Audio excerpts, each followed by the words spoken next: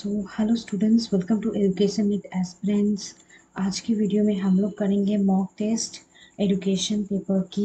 ये 09 कोड है यूजीसी की। यूजीसी नेट की अगर हम सब्जेक्ट कोड की बात करें तो एजुकेशन 09 कोड है। और इस वीडियो में हम लोग 15 मॉक टेस्ट प्रैक्टिस करेंगे। तो आप ज़रूर एंड तक देखिएगा, और अगर मॉक टेस्ट आपको यूज़फुल लगे तो चैनल को सब्सक्राइब करके बेल आइकन हिट कर देना, ठीक है। तो चलिए हम लोग अब मॉक टेस्ट की तरफ चलते हैं। सो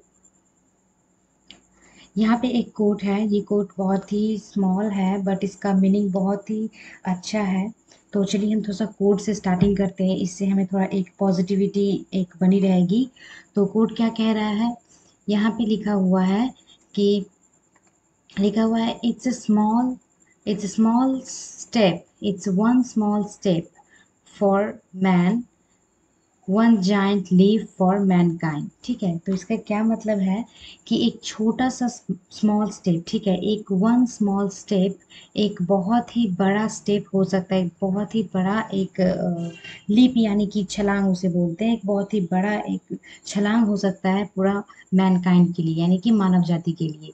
इसका एक बहुत ही इनर मीनिंग है। जैसे कि हम बोलते हैं ना कि हम ये नहीं करेंगे, वो नहीं करेंगे, तो हम जो चीज़ को ज़्यादा इम्पोर्टेंस नहीं देते हैं, कभी कभी हम देखते हैं कि वही चीज़ हमारे लिए बहुत ही ज़्यादा फायदेमंद होती है। ठीक है, तो इसीलिए इंसान को अपनी लाइफ में छोटा से छोटा चीज़ को भी इम्पोर्टेंस देना चाहिए, जो कहीं बाहर कहीं बड़े होके या फिर कहीं फ्यूचर में वो कुछ बड़ा स्टेप्स कहलाता है, कहीं बड़ा काम कर जाता है। ठीक है, तो यही है इसका मेन मीनिंग। और ये किसने कहा था, तो यहाँ पे कोड के नीचे आप देख सकते हैं, यहाँ पे नाम दिया हुआ है। तो ये बोले थे नील आर्मस्ट्रॉन्ग ने। ठीक है, नील आर्मस्ट्रॉन्ग बहुत ही फेमस है, इन्होंने ये बात कही थी। ठीक है, तो अब चलिए हम लोग अपनी पहली मॉक टेस्ट के तरफ बढ़ते हैं। तो पहला जो क्वेश्चन है वो है अप्रोच अवॉइड। ठीक है, approach avoid conflict occurs when there is one goal और इवेंट दैट हैज बोथ। ठीक है, यानी कि अप्रोच अवॉइड एक तरह का कॉन्फ्लिक्ट है। कॉन्फ्लिक्ट हम लोग साइकोलॉजी में पढ़ चुके हैं, साइकोलॉजी का एक टॉपिक है कॉन्फ्लिक्ट। तो उसका क्या मतलब है अप्रोच अवॉइड। ठीक है, ये बोल रहा है approach avoid occurs when there is one goal और event that has both. Both में यहाँ पे क्या क्या होगा, पहला है पॉजिटिव पॉजिटिव इफेक्ट, दूसरा है पॉजिटिव नेगेटिव इफेक्ट, तीसरा है negative negative effect, and fourth है नेगेटिव पॉजिटिव इफेक्ट। ठीक है, यहाँ पे तो मैं आपको समझा के सॉल्व कर दूंगी, बट फिर भी आप अपनी प्रैक्टिस के लिए वीडियो को पॉज करके खुद ही प्रैक्टिस कर लेना, खुद ही आंसर देना। देन आपको अगर समझ में ना आए तो आप इसका एक्सप्लेनेशन वीडियो को मतलब रिज्यूम करके फिर समझ लेना। ठीक है, तो पहला है पॉजिटिव पॉजिटिव फीडबैक। देखिए यहाँ पे पहले ही बोला है अप्रोच अवॉइड, यानी कि हम कोई चीज़ पाने की चेष्टा। कॉन्फ्लिक्ट किसे कहते हैं, देखिए कॉन्फ्लिक्ट है कि हम हमारे जो मेंटल जो ये होता है ना कॉन्फ्लिक्ट, कि हमें ये चाहिए और हमें वो नहीं भी चाहिए। ठीक है, तो ऐसा जो कॉन्फ्लिक्ट सिचुएशन होता है जहाँ पे हम कोई चीज़ पाना चाहते हैं but at the same time हम उसे अवॉइड भी करते हैं। ठीक है, तो ये हम क्या करें ना करें, ये जो कंडीशन है ना, इसी को बोलते हैं कॉन्फ्लिक्ट। ठीक है, तो ये कॉन्फ्लिक्ट फिजिकल कॉन्फ्लिक्ट नहीं बल्कि ये मेंटल कॉन्फ्लिक्ट की बात की गई है यहाँ पे। ठीक है, तो अप्रोच अवॉइड कॉन्फ्लिक्ट यानी कि हम यहाँ पे कोई चीज़ पाना भी चाह रहे हैं and at the same time हम कोई चीज़ को यहाँ पे नहीं भी पाना चाह रहे हैं। ठीक है, तो जैसे कि मान लीजिए कि एग्जाम्पल क्यों, आपका नेट का एग्जाम होने वाला है। ठीक है, तो मान लीजिए कि आप नेट का एग्जाम के लिए तैयारी भी कर रहे हैं। ठीक है, और आपका कोई फ्रेंड है वो आपको बोल रहा है कि चलो थोड़ा घूम के आते हैं। ठीक है, तो घूम के आने में आप अपने एस्टिमेट लगा लिया कि आधा घंटा चला जाएगा। ठीक है, बट आपको अच्छा नहीं लग रहा है, बहुत देर से आप पढ़ रहे हैं, आपको थोड़ा सा माइंड को फ्रेश भी करना है। ठीक है, तो यहाँ पे क्या हो रहा है कि आप एग्जाम के लिए प्रिपेयर कर रहे हैं, आप एग्जाम मतलब वो प्रिपरेशन छोड़ के नहीं भी जाना चाह रहे हैं, but at the same time आपको लग रहा है कि मैं बोर हो गया, मैं थोड़ा सा घूम के आता हूँ या फिर फ्रेंड के साथ टाइम स्पेंड करके आता हूँ, तो आप वो भी करना नहीं चाह रहे हो। ठीक है, तो मतलब आप जाना भी चाह रहे हो और एग्जाम के डर की वजह से आप नहीं भी जा रहे हो, तो ये क्या हुआ अप्रोच एंड अवॉइड। ठीक है, यानी कि ये होगा पॉजिटिव एंड नेगेटिव इफेक्ट। ठीक है, जहाँ पे आप कोई चीज़ चाह भी रहे हो एंड आप उसे फिर खुद को ऐसा मतलब फील करवा रहे हो कि नहीं वो जाना ठीक भी नहीं होगा, मतलब जा भी रहे हो और नहीं भी जाना चाह रहे हो। ठीक है, ऐसा कंडीशन को हम लोग बोलते हैं अप्रोच एंड अवॉइड कॉन्फ्लिक्ट। ठीक है, सो नेक्स्ट क्वेश्चन जो है,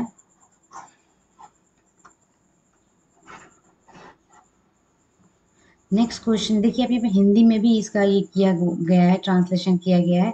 आप हिंदी भी कर सकते हैं, हिंदी वालों के लिए हिंदी में किया गया है, ठीक है।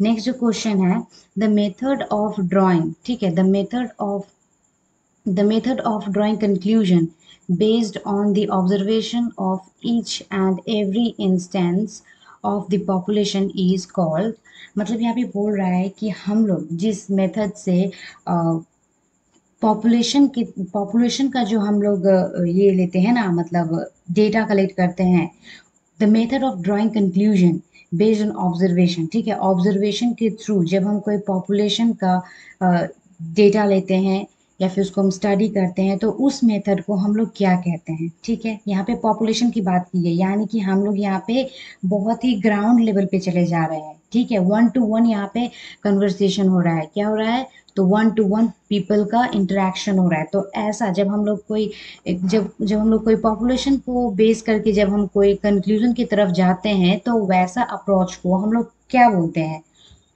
ये तो सभी को पता है क्या बोलते हैं, ठीक है। ये क्या हो गया, तो ये हो गया सॉरी इंडक्टिव हो गया, ठीक है। ये क्या हो गया, तो ये इंडक्टिव मेथड हो गया, ठीक है। इंडक्टिव में हम लोग क्या करते हैं कि हम लोग ग्राउंड टू अप जाते हैं, ठीक है, हम लोग ग्राउंड टू अप जाते हैं, उसी को बोलते हैं inductive method. And deductive method क्या बोलते हैं, इसे डिडक्टिव को क्या बोलते हैं, जहाँ पे हम अप से ग्राउंड, ठीक है, हम यहाँ पे क्या करते हैं, हम अप से डाउन जाते हैं, ठीक है। तो यहाँ पे तो आपको क्वेश्चन में ही बोल दिया है कि पॉपुलेशन से ये पॉपुलेशन को ऑब्जर्व करके कोई डेटा कलेक्ट कर रहा है या फिर कोई कंक्लूजन ड्रॉ कर रहा है, तो वो इंडक्टिव मेथड हो गया, ठीक है। यहाँ पे हिंदी में है, हिंदी वाले यहाँ से कर सकते हैं, ठीक है। अब नेक्स्ट जो क्वेश्चन है, यहाँ पे बोला है the enactment of the constitution act 2002 led to the insertion of article 21 21A, a justifiable fundamental right, ठीक है, इन दिस टर्म, ठीक है। यहाँ पे बोल रहा है कि ये जो आर्टिकल, जो कॉन्स्टिट्यूशन एक्ट 2002 जो इनैक्ट हुआ था, इसमें आर्टिकल 21 को इंसर्ट किया गया, ठीक है। तो 21 जो आर्टिकल है, 21A, इसका क्या मतलब है, ठीक है, ये किस चीज़ के लिए काम करती है, ठीक है। तो यहाँ पे 4 ऑप्शन दिया हुआ है। पहला ऑप्शन है the state shall provide free and compulsory education to all childrens of the age of 6 to 14 years, ठीक है, in such a manner as the state may by law determine, ठीक है। तो स्टेट या लॉ जिस तरह से वो डिटरमाइन करेगी कि सारा जो है पॉपुलेशन, जितने भी बच्चे हैं, नॉट पॉपुलेशन, जितने भी बच्चे हैं जिनका एज ग्रुप कितना है, टू 6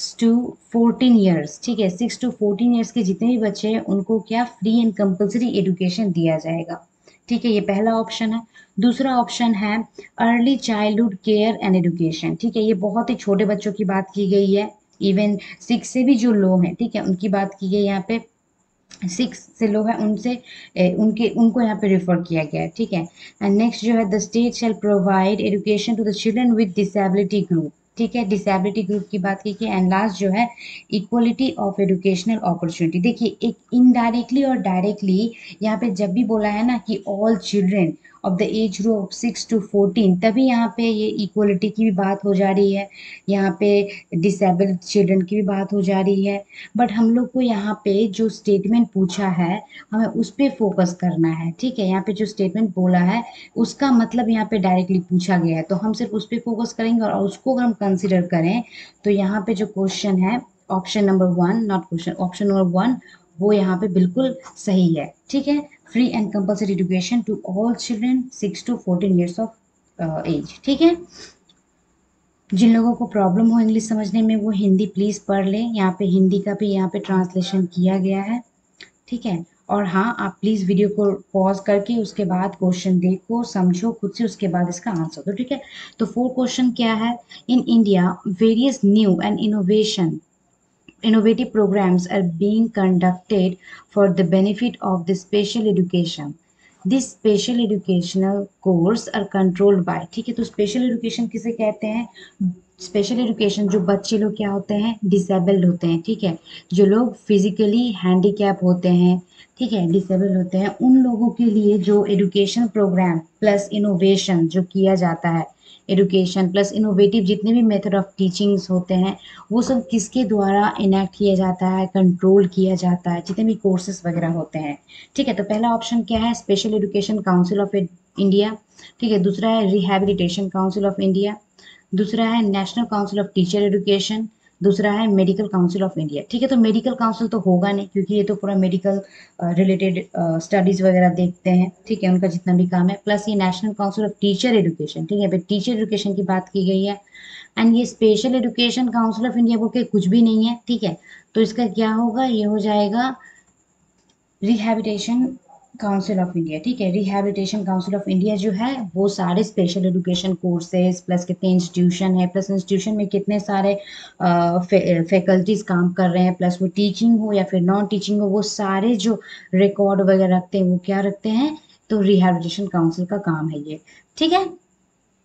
सो नेक्स्ट क्वेश्चन है क्वेश्चन नंबर 5।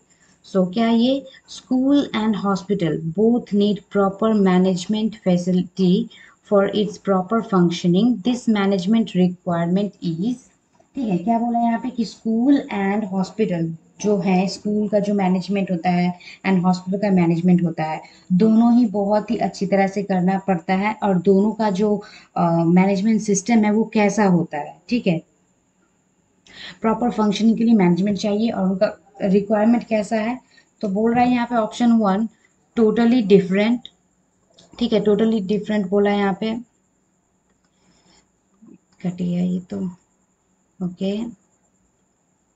सो ये बोला है टोटली डिफरेंट, पहला है टोटली डिफरेंट, दूसरा है आइडेंटिकल, तीसरा है different but share some common features, and third है to be treated as cognates, ठीक है। तो देखिए यहाँ पे हमें समझना होगा कि स्कूल एंड हॉस्पिटल दोनों ही कैसा है, तो ये दोनों ही एक पब्लिक इंस्टीट्यूशंस हैं, ठीक है। स्कूल भी है सो सर्विस के लिए एंड हॉस्पिटल भी सर्विस के लिए, ठीक है। तो दोनों क्या है, दोनों क्या है, आइडेंटिकल, आइडेंटिकल नहीं होगा, ठीक है, दोनों दोनों सेम नहीं है, बट क्या है इनका कि different but share some common features, ठीक है, दोनों अलग अलग है, हॉस्पिटल का काम अलग है, स्कूल का काम अलग है, दोनों का मैनेजमेंट फैसिलिटी थोड़ा सा अलग होगा, बट दोनों सेम कॉमन फीचर्स शेयर करते हैं, ठीक है। तो इसका ऑप्शन क्या होगा, different but share some common features, ठीक है। तो ये थर्ड नंबर, फिफ्थ नंबर का क्वेश्चन गया। नेक्स्ट है क्वेश्चन नंबर 6। क्वेश्चन नंबर 6 में क्या बोला है, 3 common approaches to educational planning are listed in 4 different sequence. Identify the one which proceeds from the crude to the most rigorous, ठीक है। तो क्या बोला यहाँ पे, यहाँ पे बोला है कि 3 common approach of educational planning है, ठीक है। यहाँ पे 3 common approach of educational planning जो हर एक एजुकेशनल प्लानिंग में सीक्वेंस फॉलो करके प्लानिंग करना पड़ता है। तो यहाँ पे बोला है कि हम उस प्लानिंग जो स्टेप्स हैं उसको हम किस तरह से अरेंज कर सकते हैं, ठीक है। तो अरेंज करने में यहाँ पे क्या बोला है, कॉस्ट बेनिफिट, ठीक है, पहला है कॉस्ट बेनिफिट एनालाइज, ठीक है, पहला है cost benefit analyse, special social demand rate of return, ठीक है। तो क्या हम लोग पहले कॉस्ट बेनिफिट एनालाइज करते हैं, उसके बाद है social demand and then rate of return, ठीक है, ठीक है। तो ये पहला हुआ। दूसरा है rate of return, rate of return यानी कि हम लोग जितना उसमें इन्वेस्ट कर रहे हैं उसका हमें कितना वापस मिल रहा है, ठीक है। तो रेट ऑफ रिटर्न है। दूसरा है सोशल डिमांड, सोशल डिमांड यानी कि समाज में कोई चीज़ को लेके कितना उसका महत्व है, कितना उसका इम्पोर्टेंस है, कितना उसका डिमांड है, ठीक है। तो ये हुआ। एंड थर्ड जो है कॉस्ट बेनिफिट एनालिसिस, मतलब कि हम कितना पैसा, हमें कितना चाहिए और हम कितना उसमें इन्वेस्ट कर सकते हैं, इसका एक एनालिसिस करना, ठीक है। तो ये भी नहीं होगा, ठीक है, क्योंकि हम पहले थोड़े ना रिटर्न देखते हैं, ठीक है। तो पहला तो नेक्स्ट जो है social demand, rate of return and then cost benefit analysis, ठीक है। तो इसका सही आंसर क्या होगा, पहला होगा सोशल डिमांड, पहले हम देखते हैं कि सोसाइटी में उसका डिमांड कितना है, ठीक है। सोशल डिमांड देखते हैं, उसके बाद हम लोग उसका कॉस्ट बेनिफिट एनालाइज करते हैं, एंड देन उसका हम रेट ऑफ रिटर्न देखते हैं, ठीक है। रेट ऑफ रिटर्न हम उसका लास्ट में देखते हैं। तो इसका ऑप्शन हो जाएगा ऑप्शन नंबर डी, ठीक है। ऑप्शन नंबर डी इसका सही हो जाएगा।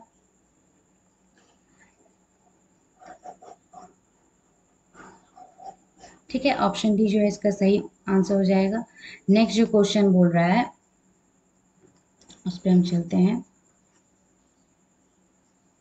नेक्स्ट है क्वेश्चन नंबर 7, जुवेनाइल ऑफेंडिंग, ठीक है, is the participation in illegal behaviour by minor. There are two style of two style to predict delinquency are, ठीक है। तो हमें समझना होगा कि जुवेनाइल ऑफेंडिंग क्या है, ठीक है। तो जुवेनाइल ऑफेंडिंग जो है वो एंड जुवेनाइल डिलिंक्वेसी, ठीक है। तो ये दोनों क्या है, बोथ आर सेम, ठीक है। दोनों क्या है, दोनों सेम चीज है, ठीक है। जुवेनाइल, अब हम समझेंगे जुवेनाइल डिफेंस या ऑफेंडिंग या फिर डिलिंक्वेसी किसे कहते हैं, ठीक है। यहाँ पे क्वेश्चन में ही बोला है कि illegal behaviour, participation in illegal behaviour by minor, जो लोग माइनर है यानी कि 18 से जो लेस हैं, ठीक है, 18 से जो लेस हैं उनका कोई इलीगल बिहेवियर में इंडल्ज होना, चोरी हो गया, मर्डर हो गया, किडनैपिंग हुआ, जो भी ऐसा कुछ जो इलीगल बिहेवियर है उसमें उनका इंडल्ज होना, इसी को हम लोग बोलते हैं जुवेनाइल ऑफेंडिंग या फिर जुवेनाइल डिलिंक्वेसी, ठीक है। तो ऐसे जो बच्चे हैं उनको तो जेल में नहीं डाला जा सकता, तो उनको एक ऐसा सेंटर में रखा जाता है जहाँ पे उनका बिहेवियर को ठीक करने के लिए काम किया जाता है, प्लस उनका एजुकेशन हो गया, जो भी उनका करियर जो होगा वो बेहतर होने के लिए वहाँ पे काम किया जाता है, ठीक है। तो क्वेश्चन बोल रहा है कि ऐसे जो बच्चे हैं उनको हम लोग प्रिडिक्ट कैसे कर सकते हैं, कौन सा ऐसा उनका प्रिडिक्ट करने का दो स्टाइल है, उस स्टाइल में से हम कैसे समझेंगे कि बच्चा जो है वो डिलिंक्विट हो रहा है या फिर जुवेनाइल ऑफेंडिंग में इंडल्ज है, ठीक है, होने वाला है या हो रहा है, ठीक है।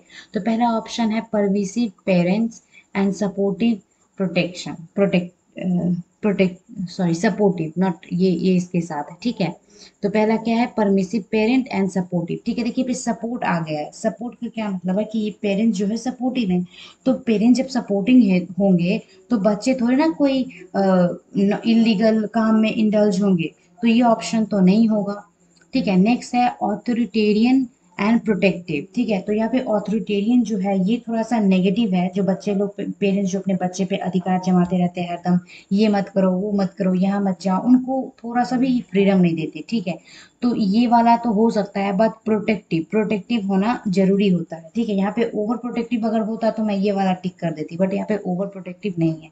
तो ओवर प्रोटेक्टिव डिलिंक्विट का कारण हो सकता है बट नॉट द प्रोटेक्टिव, ठीक है।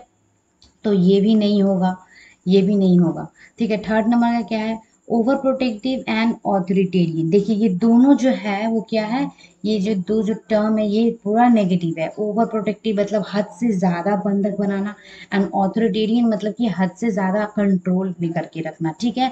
तो ये जो है डिलिंक्वेसी का एक जो होता है ना प्रिडिक्टिव स्टाइल, है, ठीक है। ये हो गया एक ओवर प्रोटेक्टिव एंड ऑथोरिटेरियन, ठीक है। ओपननेस एंड चेयरफुलनेस तो होगा नहीं क्योंकि ये बिल्कुल पॉजिटिव है, ठीक है। जो पेरेंट्स ओपननेस होते हैं, चेयरफुल होते हैं, तो उनका तो बिल्कुल भी डिलिंक्विट होता नहीं है, ठीक है।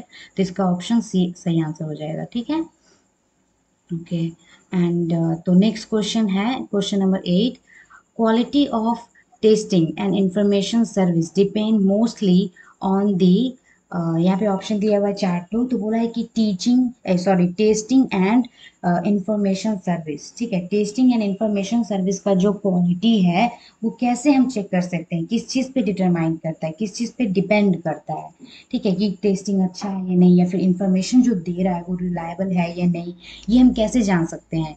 तो पहला ऑप्शन है availability of valid and reliable tool support, reliable tool, ठीक है, सपोर्ट इसके साथ है, ठीक है। तो पहला जो हो गया वही होगा इसका सही आंसर, क्योंकि हम कोई भी इंफॉर्मेशन कोई भी इंफॉर्मेशन जो है उस वो कितना रिलायबल है, कितना वो सही है, किस चीज़ पे हम डिपेंड करते हैं, उसकी जो टूल है उसकी वैलिडिटी एंड रिलायबिलिटी पे। ठीक है, कोई भी इंफॉर्मेशन की वैलिडिटी एंड रिलायबिलिटी बहुत ज़्यादा इंपॉर्टेंट होती है, उसके क्वालिटी को डिटरमाइन करती है। ठीक है, सेकंड ऑप्शन भी हम देख लेते हैं थोड़ा। ठीक है, इंफ्रास्ट्रक्चर सपोर्ट। इंफ्रास्ट्रक्चर सपोर्ट से किसी का टेस्टिंग या इंफॉर्मेशन सर्विस नहीं पता चलता है। ठीक है, ऐसे बहुत से इंस्टीट्यूशन है जिनका इंफ्रास्ट्रक्चर उतना अच्छा स्ट्रॉन्ग नहीं है, बट उनका इंफॉर्मेशन जो है, इंफॉर्मेशन सर्विस प्लस उसका टेस्टिंग जो है क्वालिटी वो बहुत ही अच्छा होता है।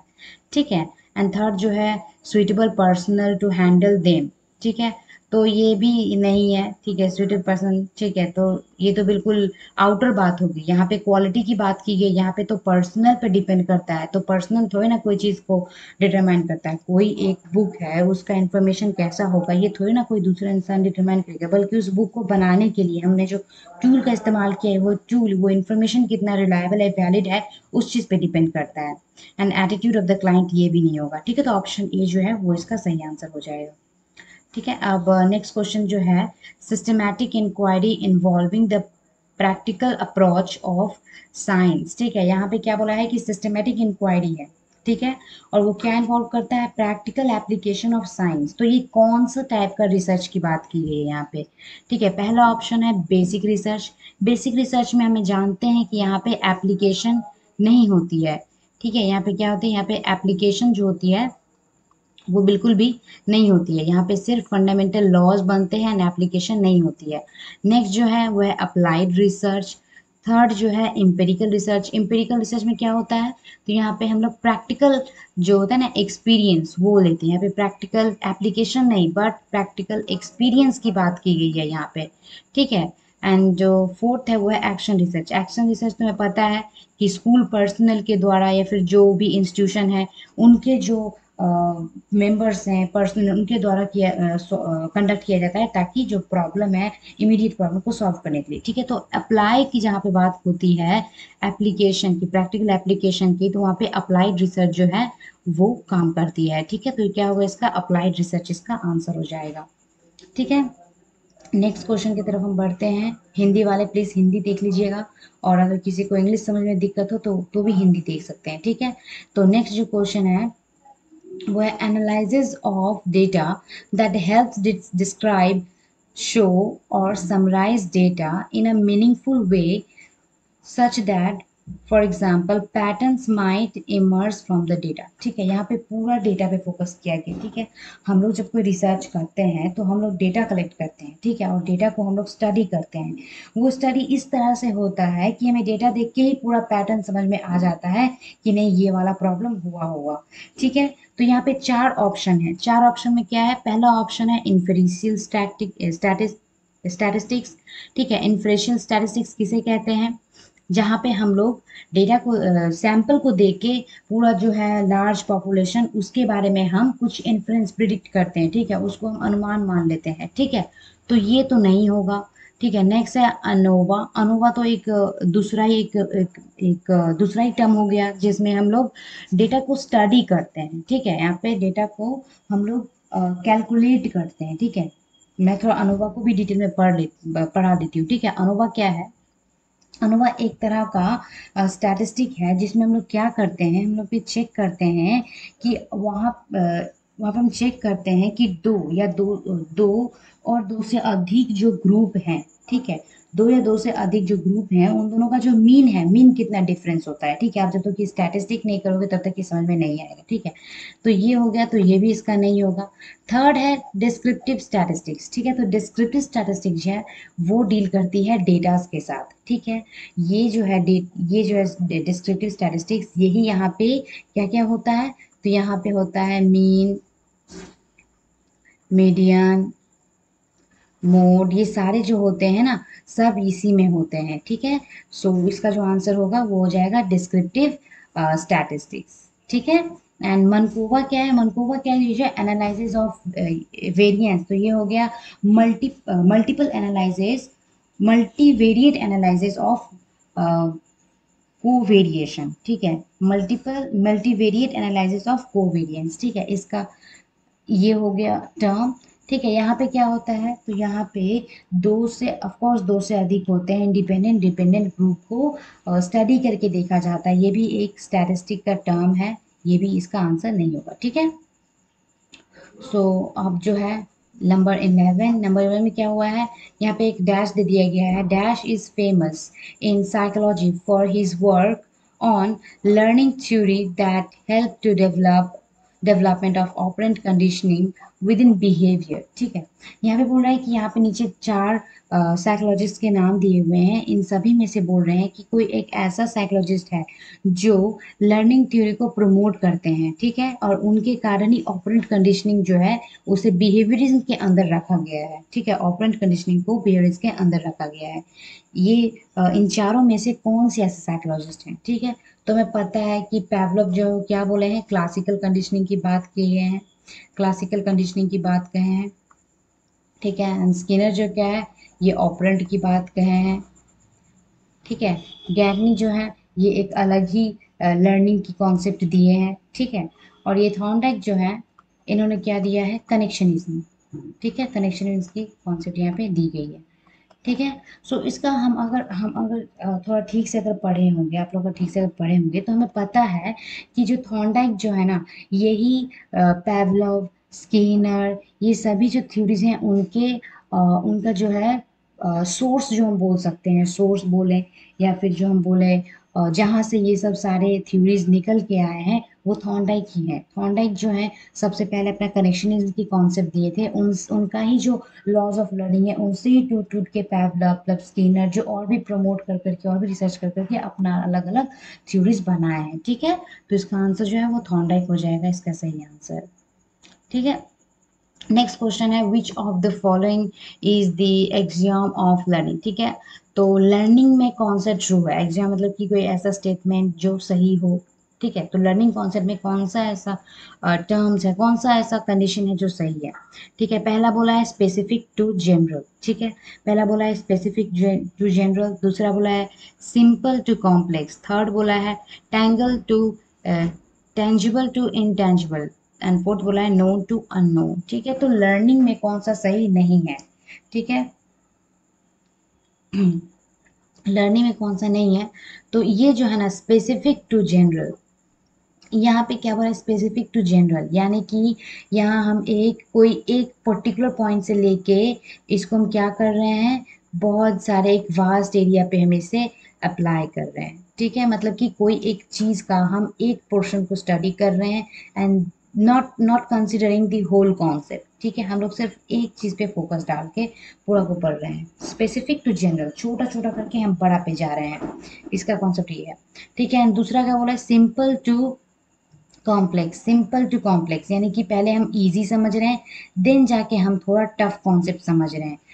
थर्ड है टेंजिबल टू इंटेंजिबल, टेंजिबल मतलब जिसे हम टच कर सकते हैं, पहले हम टच कर सकते हैं एंड देन हो जाएगा एब्स्ट्रैक्ट कॉन्सेप्ट। ठीक है, तो आप थोड़ा सा ध्यान से सोचो कि हम अगर कोई बच्चे को पढ़ाते हैं तो हम ये सब चीज़ फॉलो करते हैं, पहले सिंपल में पढ़ाते हैं, पहले हम उन्हें प्रैक्टिकल कोई चीज़ टच करवा के कोई ऐसा चीज़ दिखलाते हैं जो उसे देख सकता है, टच कर सकता है, वैसा चीज़ हम समझाते हैं।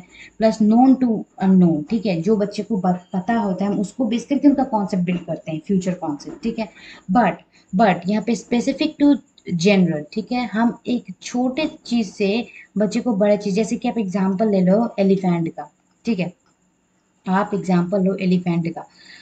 एक एलिफेंट जब हम बच्चे को पढ़ाते हैं, एलिफेंट का कॉन्सेप्ट जब हम पढ़ाते हैं बच्चे को, तो क्या हम बच्चे को सबसे पहले उसका सूर, आँख या फिर कान, हम इसके बारे में थोड़ी ना बताते हैं, हम तो बच्चे को पहले पढ़ाते हैं कि एलिफेंट क्या है। ठीक है, एलिफेंट है क्या, पहले हम बच्चे को ये पढ़ाते हैं। हम पहले बच्चे को एलिफेंट के बारे में, मेरा ड्राइंग थोड़ा सा अजीब है प्लीज़ समझ जाइएगा। ठीक है, तो हम पहले बच्चे को एलिफेंट ऐसा होल कॉन्सेप्ट पढ़ाते हैं, और जब उसको समझ में आ जाती है एलिफेंट है क्या, देन हम उनके पार्ट्स, ठीक है, जैसे कि उनका सूर हो गया, आइज हो गए, कान हो गया, पैर हो गया, उनका ये पूँछ हो गया, तो इस चीज़ पर हम उसके बाद फोकस करते हैं। ठीक है, हम पहले ही उनका ये आँख कान नाक पे अगर हम उन्हें पढ़ाएंगे कि इसे ये कहते हैं, इसे ये कहते हैं, तो उनको समझ में नहीं आएगी।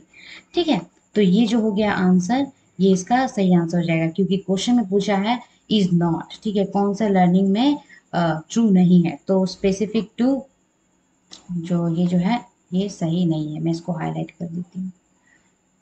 ठीक है, तो ये हो जाएगा इसका सही आंसर।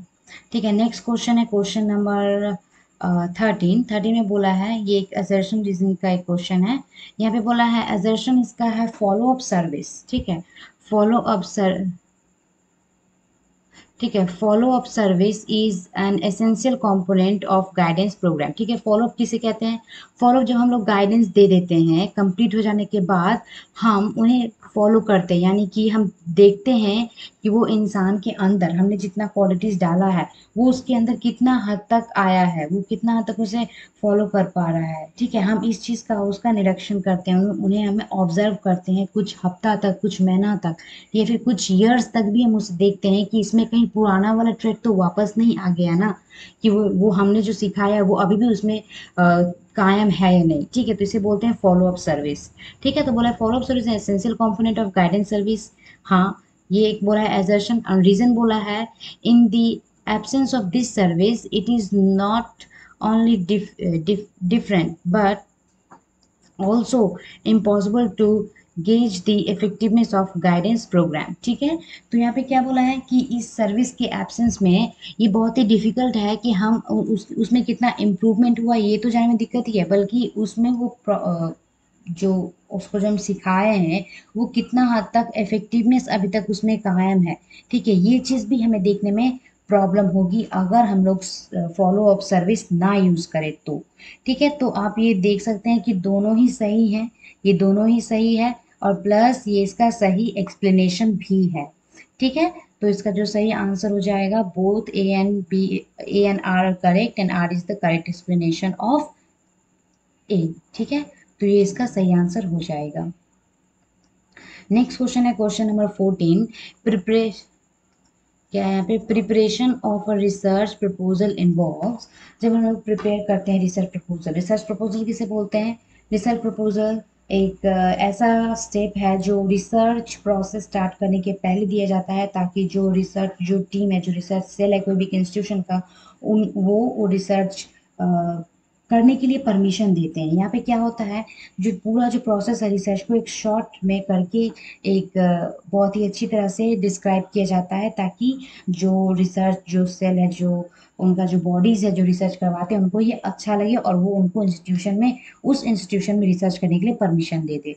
ठीक है, तो उसे बोलते हैं रिसर्च प्रपोजल। तो यहाँ पे बोला है रिसर्च प्रपोजल करने के दरमियान क्या क्या चीज़ इन्वॉल्व होता है। ठीक है, पहला है preparation of research proposal involves using the first person voice in writing. ठीक है, first person voice in writing, इसका क्या मतलब है कि first person voice in writing. ठीक है, यहाँ पे writing and voice in writing का तो बिल्कुल कोई बात ही नहीं है। ठीक है, दूसरा है using unique format and style, यानी कि हम जो भी लिख रहे हैं वो हमारा खुद का होना चाहिए। हाँ, ऑफ कोर्स एक स्टैंडर्ड पैटर्न है, एक स्टैंडर्ड फॉर्मेट है, बट यूनिक यहाँ पे ये बोलना चाह रहा है कि हम कहीं से कट कॉपी पेस्ट ना कर दें। ठीक है, हम खुद से अपना सेलेक्ट करें, खुद से उसको फॉर्मेट को यूज़ करके अपना राइटिंग को कंटिन्यू करें। दूसरा है letting the typist decide the format of the format style. ठीक है, ये तो हो नहीं सकता, क्योंकि आप रिसर्चर हो तो आप ना डिसाइड करोगे कि आपका प्रपोजल कैसा होगा, और जो या फिर जो टाइप करेंगे वो थोड़ी ना डिसाइड करेंगे, तो टाइपिस्ट थोड़ी ना डिसाइड करेगा, वो तो आप रिसर्चर हो जो डिसाइड करोगे कि मेरा प्रॉब्लम क्या होगा, मेरा कौन सा फॉर्मेट होगा, कौन सा स्टाइल होगा, ये तो आप डिसाइड करोगे। ठीक है, तो ये तो होगा नहीं और ये भी नहीं होगा। फोर्थ नंबर का क्या है? Carefully following the required format and style. ठीक है, यहाँ पे क्या हो रहा है? केयरफुली फॉलोइंग, मैं पहले बोल चुकी हूँ, हमें किसी का फॉलो करके पूरा कट कॉपी पेस्ट नहीं करना है, बल्कि यूनिक फॉर्मेट ऑफ स्टाइलिंग होना चाहिए। ठीक है, जो हम खुद से, एक स्टैंडर्ड तो है ही, बट हमें कहीं से कट कॉपी पेस्ट नहीं करना है, हमें खुद का यूज़ करना है। ठीक है, तो इसका जो सही आंसर ये हो जाएगा। ठीक है, अब अब है लास्ट क्वेश्चन है ये, हाँ ये लास्ट क्वेश्चन है क्वेश्चन नंबर 15। यहाँ पे क्या बोला है? Who among the following describe the intellectual development age age related development. ठीक है, यानी कि बुद्धि की जो डेवलपमेंट की बात की गई है वो एज के साथ रिलेट करके किस साइकोलॉजिस्ट ने कहा था। ठीक है, तो पहला है जेरोम एस ब्रूनर, ठीक है, जेरोम एस ब्रूनर, दूसरा है जीन पियाजेट, थर्ड है डेविड आसोबेल एंड फोर्थ है हिल्डा टावर। ठीक है, तो यहाँ पे जो है जेरोम ब्रूनर, इन्होंने डिस्कवरी लर्निंग की बात की गई थी, कही थी यहाँ पे। ठीक है, ये जो जेरोम ब्रूनर है, इन्होंने कहा था इंटेलेक्चुअल डेवलपमेंट की, ठीक है, प्लस एज के साथ इन्होंने रिलेट किया था। ठीक है, जहाँ पे इन्होंने स्टिग्मा का भी कॉन्सेप्ट दिया था। ठीक है, तो ये जो है डेविड आसोबेल तो होगा नहीं। ठीक है, जेरोम ब्रूनर होगा नहीं, एंड हिल्डा टावा ये तो होगा नहीं, क्योंकि उन्होंने करिकुलम को एम्फसाइज करके काम किया था। ठीक है, तो ये जो है जेरोम ब्रूनर, इन्होंने 4 ठो स्टेजेस बताए थे लर्निंग के, जिन्होंने जहाँ पर इन्होंने एज के साथ रिलेट करके पढ़ाया बच्चे को, बोले थे कि उनका इंटेलेक्चुअल डेवलपमेंट जो है बिल्कुल एज से रिलेटेड होता है, और वो 4 ठो स्टेज भी दिए थे। ठीक है, तो ये जीन पियाजेट जो है इसका सही आंसर हो जाएगा। ठीक है, तो ये आज के लिए 15 क्वेश्चंस थे, यहाँ पे हिंदी किया हुआ है। ठीक है, 15 क्वेश्चन, आई होप आपको अच्छा लगा हो, आपको समझ में आया हो।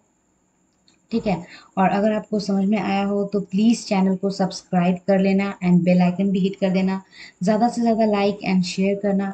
और thank you so much for watching the video. और हाँ, और एक इम्पॉर्टेंट चीज़, आप मेरी व्हाट्सएप ग्रुप, ठीक है, व्हाट्सएप ग्रुप ये कर सकते हो, लिंक दिया हुआ है, और व्हाट्सएप ग्रुप आप ज्वाइन कर सकते हो, फ्री ऑफ कॉस्ट है। वहाँ पे आपको एजुकेशन एंड फर्स्ट पेपर से रिलेटेड कोई भी टॉपिक डिस्कस कर सकते हो, डिस्कशन करके लर्निंग बहुत ही अच्छा होता है, तो आप प्लीज़ वो कर सकते हो, बहुत ही हेल्पफुल होगा। व्हाट्सएप एंड टेलीग्राम दोनों ही है, आपको जो अच्छा लगे, कन्वीनियंट लगे, आप वो ज्वाइन कर सकते हो। ठीक है, thank you so much for watching the video.